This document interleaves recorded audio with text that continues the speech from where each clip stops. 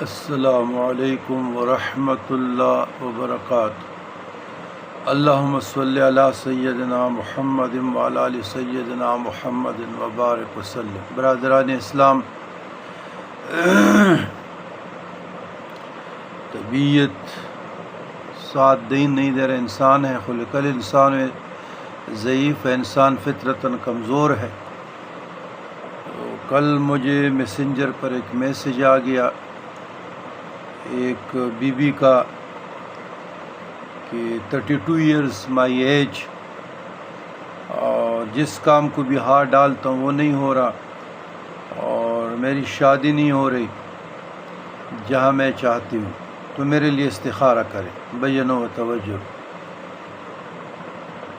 عزیزان گرامی، استخارہ بہت عمدہ چیز ہے، خیر اور بلائی کا ذریعہ ہے۔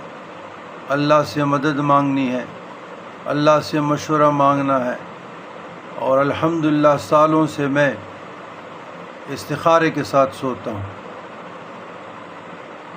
اس کے وظائف پڑھتا ہوں بطور وظائف، یہ تو میرا روٹین ہے۔ اس سے پہلے بھی بارہا میں عرض کر چکا ہوں کہ استخارہ خود کرنے کا نام ہے، کوئی کسی کے لیے استخارہ نہیں کر سکتے، دعا کر سکتے ہیں۔ تو لہٰذا شریعت مطہرہ کے زرین اصول یہ ہے کہ 2 رکعت صلاۃ حاجت پڑھیں، اللہ کی تعریف کریں، درود شریف پڑھیں، اور پھر استخارہ کی دعا کریں اور لیٹ جائیں۔ اسی طریقے سے مسلسل ایک ہفتہ کریں، اس کے علامات آپ پہ ظاہر ہو جائیں گے۔ بالفرض اگر وہ علامات ظاہر نہ ہوئے تو من یتوکل اللہ فہو حسبہ، آپ اللہ تعالیٰ کی ذات پہ توکل کریں۔ اور جہاں پہ شادی کا تعلق ہے تو اللہ سے دعا مانگے۔ تو پھر میں نے دعائے موسیٰ علیہ السلام ان کو اجازت دی کہ یہ 313 1100 بار پڑھتی رہے، رب انی لما انزلت الی من خیر فقیر، اولا خیر درود ابراہیمی 3 مرتبہ۔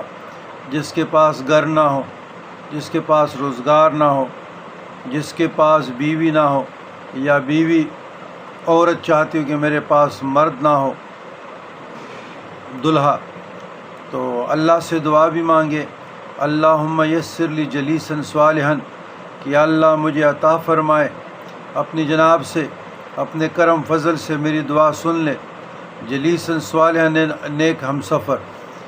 تو استخارہ جو گلی گوچوں میں لوگ بیٹھتے ہیں اور لوگوں کو غلط طریقے سے گائیڈ کرتے ہیں، تو یاد رکھیے گا یہ